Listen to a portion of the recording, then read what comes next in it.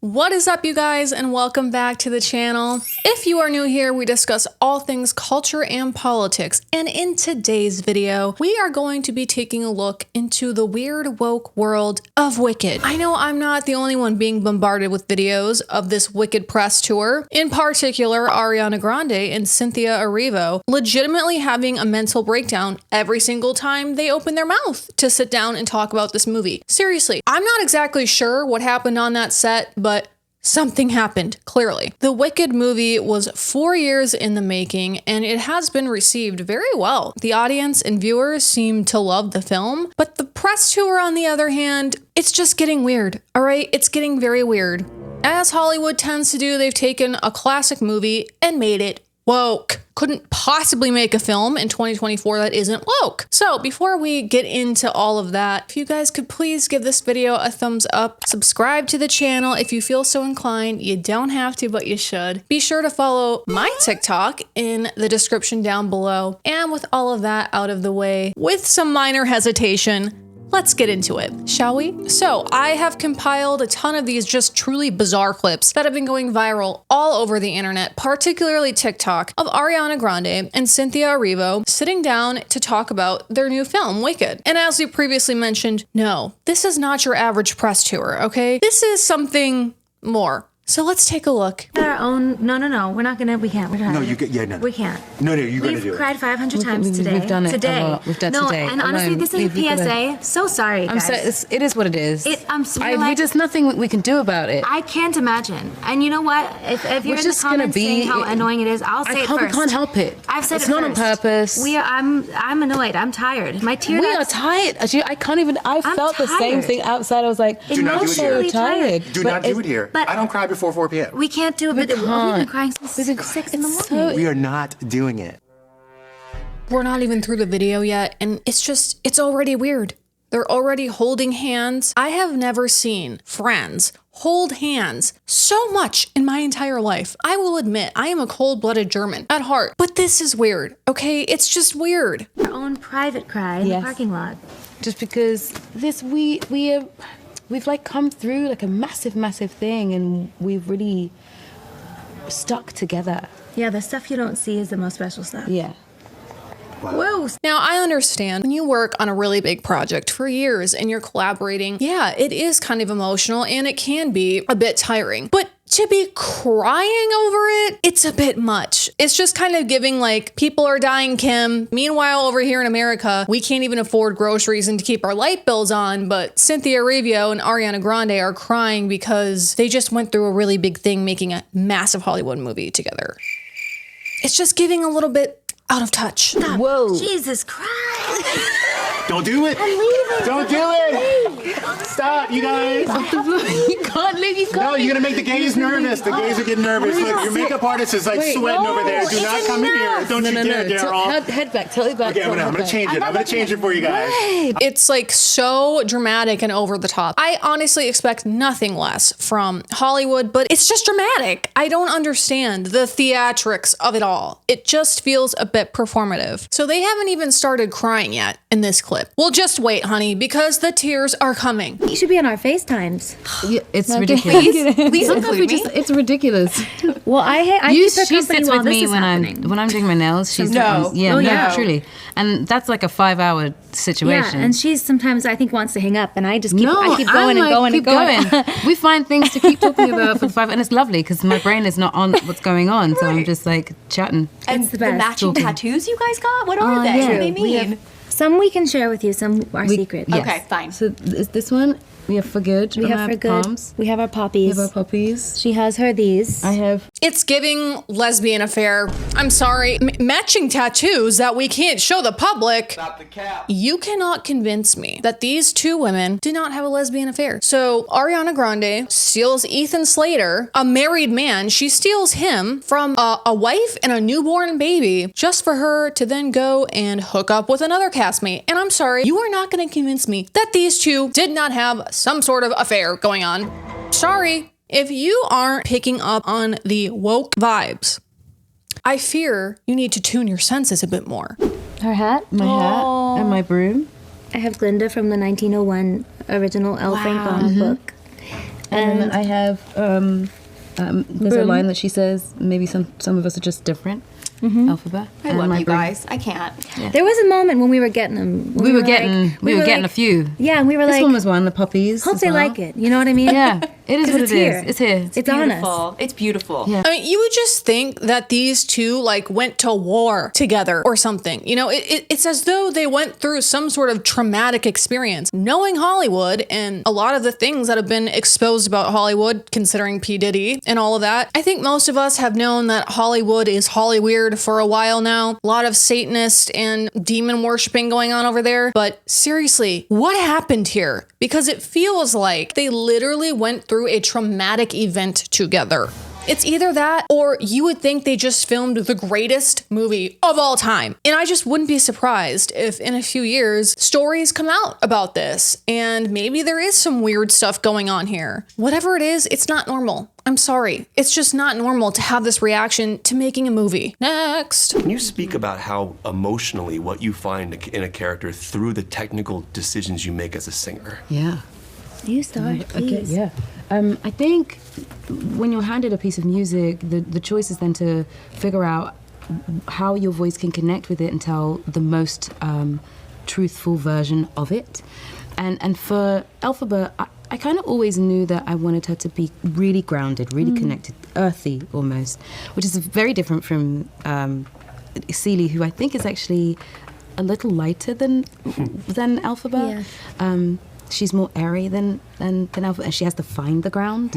Whereas I think Elphaba comes in with the ground already underneath her, and then has. What are we even talking about? Like, I don't know. Maybe I'm just, I studied voice. I went to Berkeley and studied voice, like jazz vocals. Maybe it's just a little bit of a bias coming through here, but what are we describing? I thought he asked about vocal choices. I just feel like this is a bunch of words that mean nothing. And I feel like generally speaking, that is kind of what the Woketopia is. It's using big words in large emotional phrases to try and convince people of whatever point you're making, and I feel like it's just there's never any logic in any of this. And I understand that this is art and this is a film and we're talking about voice, but I just don't understand why we're talking about people being in the air or on the ground when it comes to vocal choices. It just feels like these two literally want the world to believe that they've just changed the world. That's what it feels like. You guys, you filmed a movie. Calm down. To find the air, which is that gave me chills. Strangely. That gave me chills too. Jeez. And so I think I was trying to work with my vocal coach and with Stephen. It gave them chills. What did she even say? What did she even say? In the words of Candace Owens, it's giving fake and gay. Arianna, iconically, is one of 2 female artists to have the most #1 debuts on the Hot 100. How many has she had? Oh my goodness. Really? I didn't know that. I have no idea how many. That's a few though, and I know she just went. That can't be true. It is true, honey. Oh my goodness. I don't know what anything is. There's a few. That's a lot to be. How many? In the 20s? I don't know the answer to Are we in the 20s? Not 20. My God, what do you think of the Beatles? No. No, but but you've had a lot of milestones just this year. No. Excuse me. Sorry. You're like a billion streamers right now. Streamers? I love you so much. They're crying again. Bruh. They're literally crying again. I'm sorry, is it just me or does this just feel incredibly disingenuous? This is where we're gonna have a conversation about Ariana Grande really quick, okay? Ariana Grande is clearly one of the most disingenuous people ever. And I feel like just because she got to play Glinda, people act as though that erases her much more evil behavior that she has been exhibiting for the last few years. Stop the cap. Has anyone forgot that Ariana Grande changes her race every 3 to 5 business days?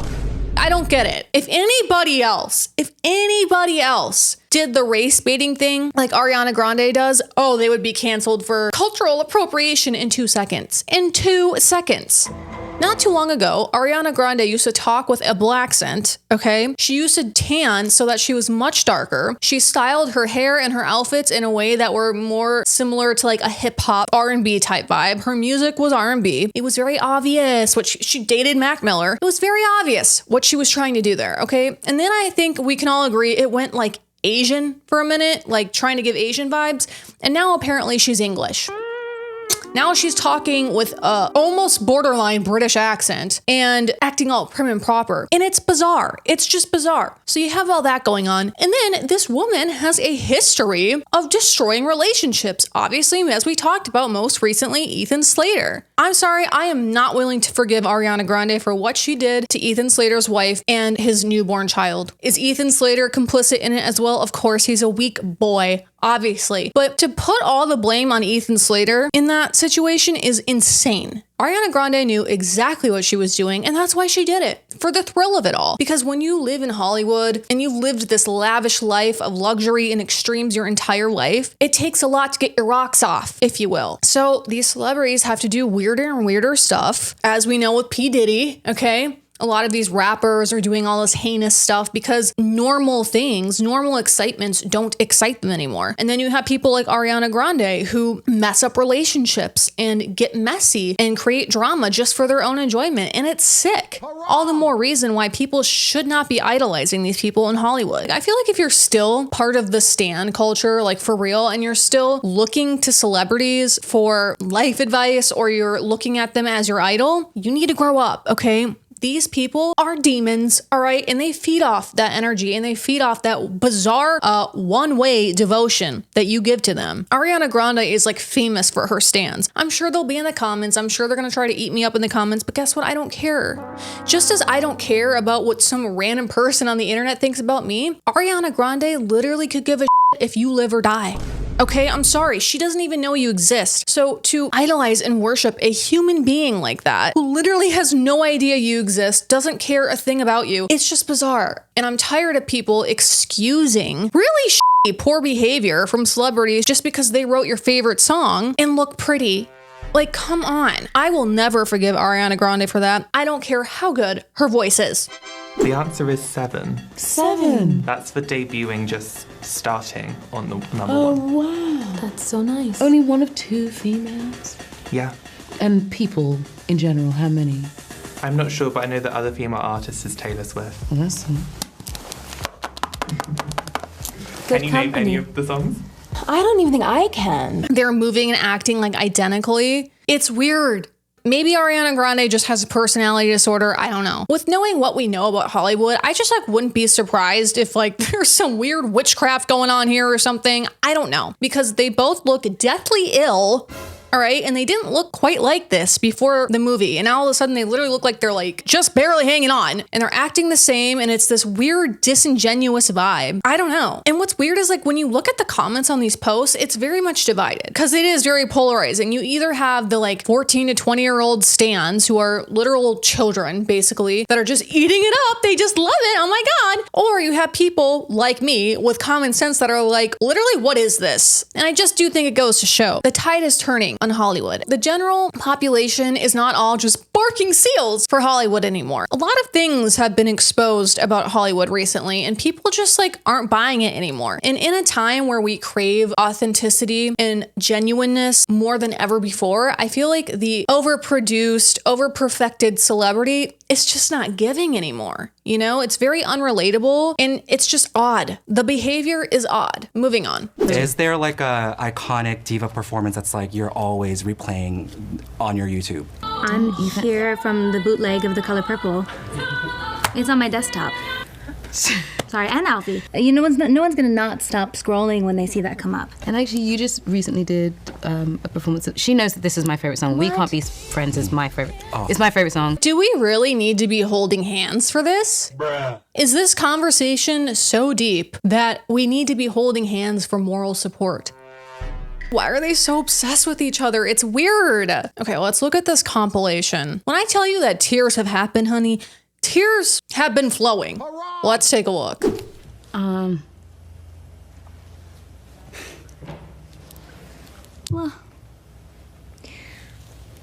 Got on a little bit of her softness, and she's got her strength. a little bit of my strength. Yeah.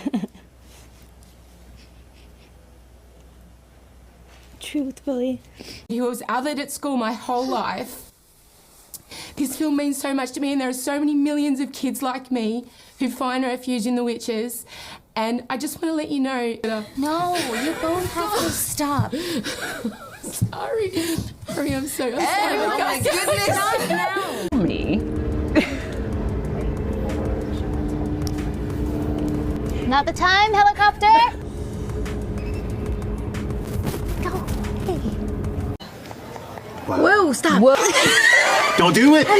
Don't do it. Stop, you guys. You can't leave. You can't. No, you. We're really sorry. It just happens. It's really emotional. We can't help it. We're trying our best. But there's a lot of emotional things that happen, and we're just going with it. Yeah, you need to understand. It's been like 3 years, people. Sopping hearts. There's a lot We've had to going keep on. this in for such a long time. What happened here? What happened on this set? Because something obviously happened here. This is very odd. There are clips and clips and clips of them crying at the most random things. And they're all over each other. They have to hold each other's hands and wipe each other's tears over literally the most simple, basic question. Like, it's just so out of control. Now, I know people have really enjoyed the film. This just has to be the best film of all time for people to be reacting that way. So they have been so emotional over this film that Cynthia and Arianna have actually even addressed it a couple times. So let's see why they're crying so much. It's not because we're just crying out of nowhere. This experience was like a huge, life-changing, crazy, People emotional think we need to go to an asylum. People think we need to be locked up. We have therapists. I also have something to say to all the people who have other things to say about the crying. I cried so many times last night. I cried when I got home. See? Yeah. How can you not be crying this entire press tour? Like, see, that's what we're trying to tell everyone. Thank you so much. And I'm gonna go off on a rant here. I just feel like we live in this time where it's not unreasonable to understand why figures like Andrew Tate exist and why they're so popular. Because when you're just constantly fed stuff like this, as Candace Owen says, that is so fake and gay, there's bound to be an inverse that becomes popular as well. Because you can't help but see this kind of stuff. And even this interviewer, and it just seems like another ploy in this big machine of trying to feminize men. You know, the biggest threat to the New World Order, the government, the deep state, the elite, however you want to phrase it, is the nuclear family. And for years and years and years, they have been trying to and have successfully deteriorated the nuclear family unit. And once you realize this stuff, you can't really help but notice it everywhere. Who do you think is the target audience for this movie? Okay, it's women and gay men. A movie like Wicked just feels like another wheel on the machine that's trying to feminize men. The reality of the situation is it's just a movie. Okay, and I understand that art is touching, it can be, but you can't convince me that a high budget film that has been pushed by Hollywood is that moving. All I can say is it just seems so fake. I just feel like I'm having this adverse reaction to seeing so much emotion. You know, that's another weapon of the elite is emotion. And wow, these two are really using that weapon on us, aren't they? It's just one of those things where it's like there are real world problems happening. Okay, for those of us who live in reality, when you see the crying and emotions over stuff like this, it's kind of like, okay, all right, I'm really glad for you that this is the most emotional thing that you're going through right now. But I digress. Yeah. I caught Ariana Grande Butera. Yeah, and I do feel like this role and this project helped me sort of come home to little Ari, and maybe little pieces of her got lost along the way. You know, of all the things I've seen, this one is at least a little bit acceptable. I can respect the family homage, but at this point, tears really mean nothing coming from these two because they cry at everything. Yes, they do. That clip at least did feel somewhat genuine. That comment that Arianna made about losing pieces of her to the industry, yeah, I think there's a lot of validity to that. So that's on me when I say something happened on this set. Maybe Arianna realized that, oh wow, I've been part of a really evil, wicked industry. Now I'm realizing that's really bad and I shouldn't do that. I highly doubt it, considering that she stole a married man while in the process. But you never know. You know, you try to give people the benefit of the doubt sometimes, right? All right, it's time for the most infamous clip that has been circulating around on the internet from the Wicked press tour. So let's take a look. This week, people are taking the lyrics of Defying Gravity and really holding space with that and feeling power in that. I didn't know that was happening. I've seen it, yeah. That's really powerful. Yeah. That's what I wanted. Yeah. I didn't know that was happening. I've seen it on a couple posts. I don't know how widespread, but I am in queer media, so that's my really cool. Yeah, obviously queer media. Yeah, that's something really normal. Queer media. What does any of this mean? That's my question. I feel like when you're immersed in Woketopia, that tends to be the general question. It's just a lot of emotions, a lot of crying, and a lot of big words that really have no meaning. And all of it actually says nothing. It serves to say nothing. And that is why the woke philosophy, the ultra-liberal philosophy, doesn't actually work in reality, because it's not grounded in anything real. You cannot live life and you cannot structure society based on emotions and feelings. If you are to do that, then society will crumble as it is currently crumbling and falling right in front of our eyes. I always say we've tried the woke utopia, right? For the last 10 years now, we've tried living in this woke utopia where we put feelings first and we live and we act and we govern based on compassion, and it doesn't work, right? We've tried it, it doesn't work. It's time to wrap it up and move on. And now that Donald Trump had a resounding victory and has been elected as the next president-elect, I feel that that is a signal that the majority of Americans, the silent majority, whatever you want to call it, we're ready to return back to normal. We're ready to go back to reality. In all sincerity, I'm very happy for these ladies that they got to contribute and be a part of something that was so fulfilling for them. But most of us don't really have that privilege in life. Most of us are slaving away at 9 to 5s, just trying to put food on the table, raise our families, and feel somewhat happy and fulfilled in life. But it's very hard when you have a totalitarian style government breathing down your neck constantly and wanting to monitor your every move, telling you what you can and can't do all the time. Most of us don't even have the privilege of being able to be a part of something like a passion project. And if we weren't constantly just trying to keep up with the rat race in life, which is the card that has been dealt to us because we're living in this ultra-liberal society, maybe we would have more time for that. By running us all down, the mass populace, by keeping us all down and forcing us to struggle, it robs us of the time and opportunity to connect with things that have a bigger purpose in our life. This is the first time in recent history where God has been so disconnected from society. In fact, it's to the point now where believing in God is seen as taboo and cringe. And sometimes it's even considered evil to believe in God, which makes no sense, right? Because God is love. But I believe they do all of this on purpose. They spend billions of dollars on these movies and on these press tours to get you hooked into it, so that the little time that you have to yourself after you've worked all day, you're so focused in on these stupid things that don't matter, like the Wicked movie, that you forget to connect with God. Obviously, this is very much targeted towards women and gays, so you're disconnecting from potentially meeting a partner and starting a family. It's so obvious why they do all of this, and you can't help but revel at the fact that so much of the mass populace is saying, yeah, no thanks, we're not buying into all this fake, weird, woke Hollywood crap anymore. We're trying to find real purpose in life, and we're not going to let you distract us with pleasantries like the Wicked movie. We're not doing that anymore.